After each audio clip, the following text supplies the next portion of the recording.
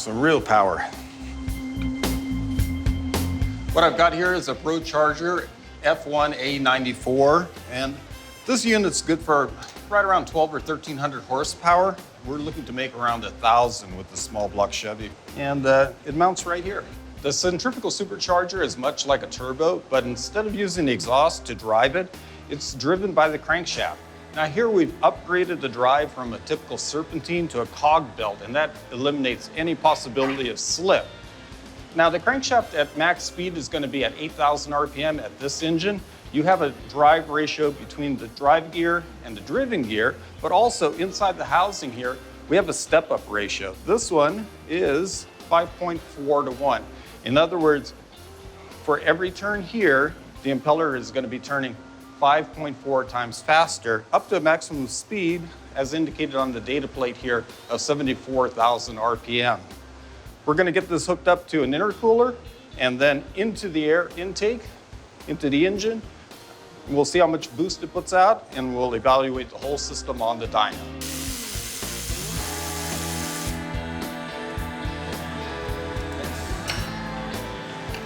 Hey, Brule. What's going on here, man? Is Freiburger in his trailer? I mean, it's his motor. We're doing all the heavy lifting here. Makeup. Makeup? Yeah. Oh, man, he's got to look his best. He's trying to put that red helmet back on that he had when he was 15. Oh, yeah. We have the tune-up right on the engine. We made sure everything was mechanically okay, but the air is not quite as good. It's warmer, plus there's more humidity or moisture in the air, so we're going to do a pulley change to make the blower spin a little bit faster to compensate, and then we should be making the power that we're making with this engine in our original testing, the baseline. As if by magic, the Procharger shows up on the engine. It's actually a super easy installation. 3 bolts hold this bracket onto the front of the cylinder head, and then we just have discharge tubing here going through our massive, I think 2,200 horsepower capable air-to-water intercooler, and Pork Chop's working on plumbing that. This is in, this is out, through the blow-off valve that he's about to install, and through our Holley 105mm throttle body, through the elbow, into our single-plane Edelbrock intake. Okay, we got the blower on there now, and off-camera we've run this thing a few times and sort of struggled with the tune and some things a little bit, and it's down on power. I guess you add up the fact that it's hotter, it's more humid. 80% humidity. And the boost is down 0.4 to 0.5 PSI. At least. And we know that the air temp in the intake manifold is 20 to 30 degrees hotter. Yeah. So I hope, bench racing wise, that all of that adds up to about the 80 horsepower loss that we were seeing versus what we were doing before. So this is going to be our pull with our new smaller blower pulley and just a mechanical checkup, making sure that that engine's happy. This should be good for 1,000 plus horsepower.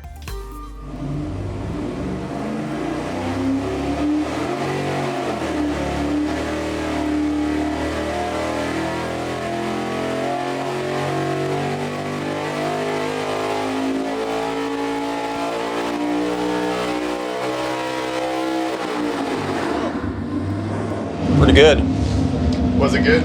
Yeah, I saw like 1075.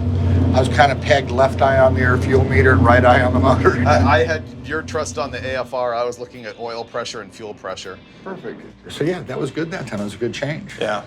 Yeah, and it's still on its way up, 7,600 RPM, 1,070 horsepower, and 760 pound-feet of torque. Yep. When we started out, we had a bit different fuel pressure that we had to spend a little time tuning around. So you need your own regulator on your rail. I'll bring my so that pump, doesn't too. happen. Yeah. You can't mess around because the thing's going to be a wide open throttle like Forever. Forever. These things, you know, a 9-second pull seems like a long time.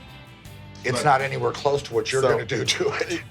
So I guess the real lesson here is that when you come to the dyno with something like this and you really have a specific plan on what you're going to do with the engine, it's not just a street drive around, do burnouts, you know, Right. make 1,000 horsepower with a junkyard motor. I mean, we learned a lot. And, It's a 347 cubic inch engine that makes 1,070 horsepower. It's not bad. Yeah.